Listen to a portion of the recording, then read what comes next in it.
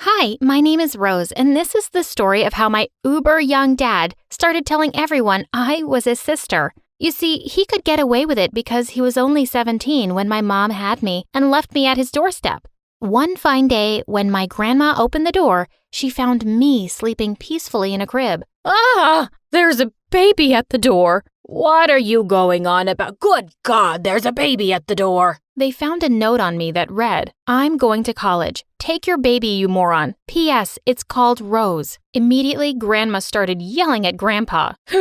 You cheater. I loved you, and you cheated on me with a college girl. What? No, it's not mine. Look, there's a picture here. It's Jason's. Well, long story short, as soon as Dad saw me, he hid under his bed and started to cry. I'm too young. I'm just 17. What about my college? But my grandpa wasn't having it. If you're old enough to have kids, you're old enough to raise them. I'm not feeding another mouth. Then he kicked Dad and me out. Dad decided to keep me, but he mostly seemed to find me annoying. Growing up, I was always nervous around him, so much so that I started to stutter whenever he was around. But then Dad found out that there was one major benefit of keeping me around. Once when I was 4, Dad threw a party and invited all his friends. When he told me to go to bed, I said, "If you let me stay up, I'll give chips to everyone. I'll even throw things in the wash. I promise, Daddy." Fine. Just stay out of my face. But just then, a group of girls saw me and crowded around my dad. "Oh my God, she's so adorable. Is she your sister?" That's when Dad realized I was what they call a babe magnet. All these girls were paying attention to him because of me. Of course not. But Dad picked me up and pinched my cheeks. Keep your mouth shut and you'll get a whole tub of ice cream for dinner. Sold. After that, I followed him around the whole evening, telling every girl I saw, "I'm his sister. I'm his sister." I was such a success. Dad said I could have ice cream the whole week. From then on, I spent the whole day playing with Mila, my neighbor, and in the evenings, I was at Dad's game night or movie night. A few months later, Mila told me she was starting school. I told Dad I wanted to go too. Why do you want to go to school? By the time you finish, the only thing you'll have is a baby, and we don't need any more of those. No, Daddy, I'll study. Don't be a smarty pants. I need you to come to the park with me today. I want a girlfriend.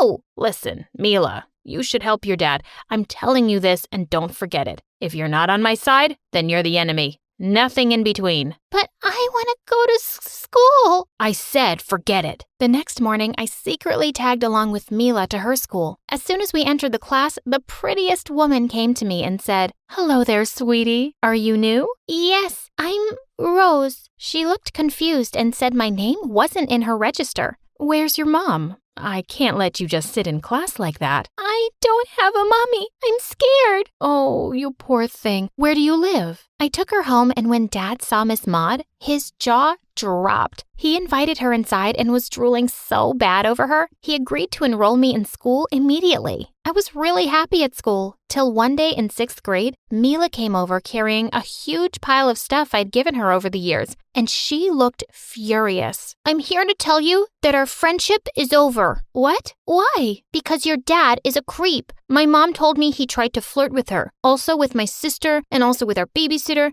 and also Mom's boss when she was over for dinner." "Come on now, don't go." "Why?" "Because I love you." "Don't love me then." With that, she dumped everything on me and left. After that, she simply wouldn't talk to me and told everyone in school that my dad was a weirdo, and so was I. I was so distressed, my stutter actually got worse. The only good thing in my life was that Miss Maud and the other teachers thought that I was really smart. One day, my teacher asked me what I thought about the poem we were reading. "It's okay, but I prefer Shakespeare." What would you know about actual Shakespeare? She's a really big show-off. Always has been. Shall I compare thee to a summer's day? Thou art more lovely and more temperate. My teacher gaped at me in shock and took me to Miss Maud's office, who was now the vice principal. She was delighted to hear my recital, and then she called up my dad to praise me. Wait, I can't hear a word. I'll come to the school. any excuse to see Miss Maud. I knew she was a genius, just like her dad. I always encourage reading in our home because, like Shakespeare said, the more that you read, the more things you will know. The more that you learn, the more places you'll go. I burst into giggles.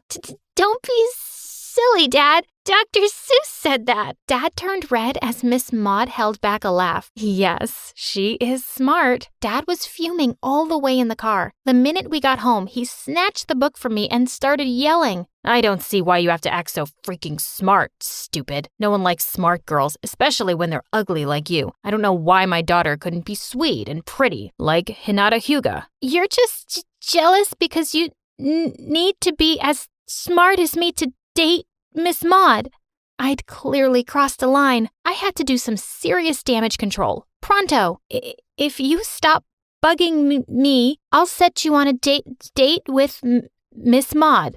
What? Yeah, she's also totally not married. I bet with my help, she'll like you too. Okay, but this better work. The next day we started Project Miss Maud. I helped Dad write the cutest notes and emails to her. Finally, she agreed to go on a date with him. They were meeting at the park, so I hid in the bushes to keep an eye on Dad. Things were going fine enough until Dad did the stupidest boy thing in the world. He stood up and said, "It's amazing being amazing." And then he tried to kiss her. Miss Maud clearly wasn't ready for it. She smacked him across the face and marched off. This was going to be such a disaster. Sure enough, as Dad got home, he started yelling at me. No more school for you. If I didn't get to complete mine because of you, you don't get to go either. Oh yeah? You wanted to take me out of school?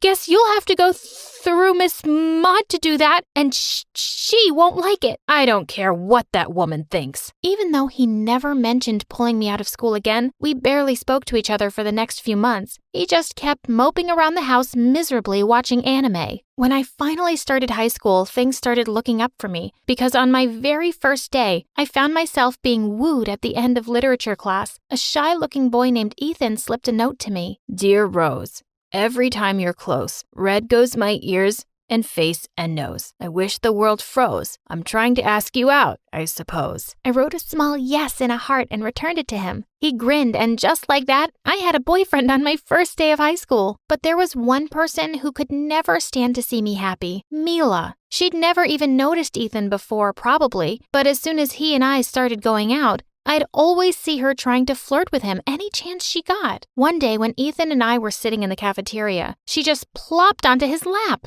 Oh, sweetie, are you sure about this dummy? Wouldn't you rather date me? I'm so much more perfect. With that, she suddenly turned and kissed Ethan. Back off, Mila. He's my boyfriend. Immediately, he pushed her off, looking super red. Yeah, Mila, get off me. Mila laughed brightly. Well, whenever you're ready to date someone who doesn't sound like an idiot, let me know. Mila, everyone has their own insecurities. We're teens, remember? Oh, who is there? Who is talking now? Dr. Phil?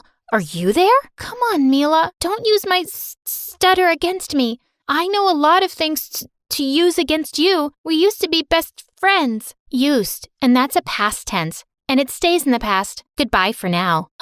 When is this going to end? Oh, it hasn't even started. With that, she literally skipped away, that crazy witch. As if Mila trying to ruin my life in school wasn't bad enough, Dad was giving her serious competition at home. Over the years, he had a string of girlfriends who would stay with us for a while before he dumped them. I was just so tired of finding some new bimbo at our place every few weeks. I even caught one of them stealing all our stuff before Dad threw her out. A few months later, Ethan offered to walk me back home one day. As we walked up to the house hand in hand, I saw Dad standing in the doorway. He saw us and looked like he was having a stroke. Rose, get away from him right now. Why, Dad? What's wrong? He marched to us and pulled me away from Ethan. I don't send you to school so you can become pregnant one day. Are you crazy, Dad? Ethan and I haven't even kissed yet. Yet? You are never to kiss a boy, even hold his hand until you get married. Do you hear me? Or else I'm really pulling you out of school. You, stay away from her, idiot. That's it, Dad.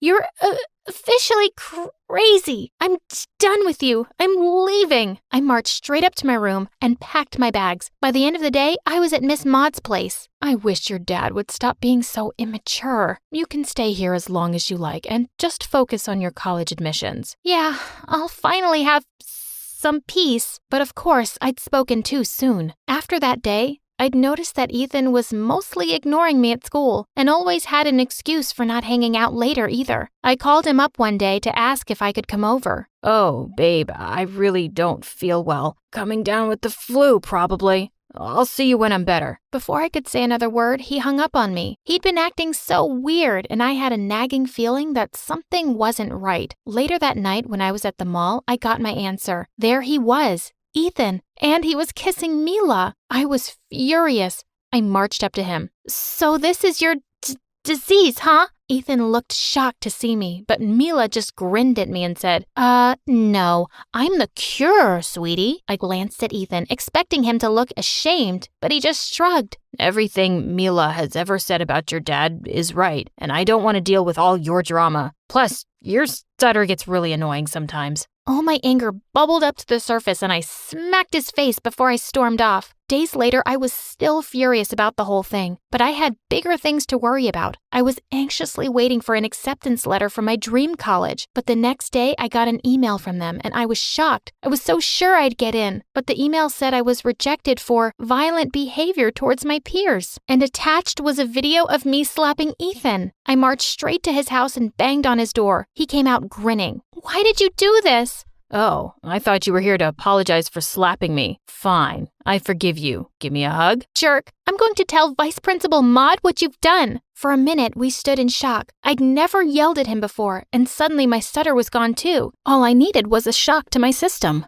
But I had to deal with him now. Your stutter's gone? That's amazing. I'll take you back now. Mila's too high maintenance anyway. Back off, you trash bag. I never want to see you again, and you're going to pay for this. And pay for it he did. While I started college at another place, Miss Maud suspended him for a month, which meant he couldn't get into the university of his choice also. One day the doorbell rang and I opened it to find Dad. He pushed an envelope into my hands and burst into tears. Rose, I know I've been terrible, but I'm really trying to change, okay? I found out from Maud what Ethan did, and we both went to your dream college and talked to the admissions professor there to clear everything up. You can transfer to that place now. I couldn't believe what he'd done. Did he just act like a parent? Please, forgive me. I've been foolish and selfish and lost the people I love the most, but you're the only family I have. My heart went out to him and I found myself hugging him. I forgive you, Dad. And maybe if you keep your act together, you'll be able to win back Miss Maud too. Just then, Miss Maud walked in behind him, smiling. After what he did for you,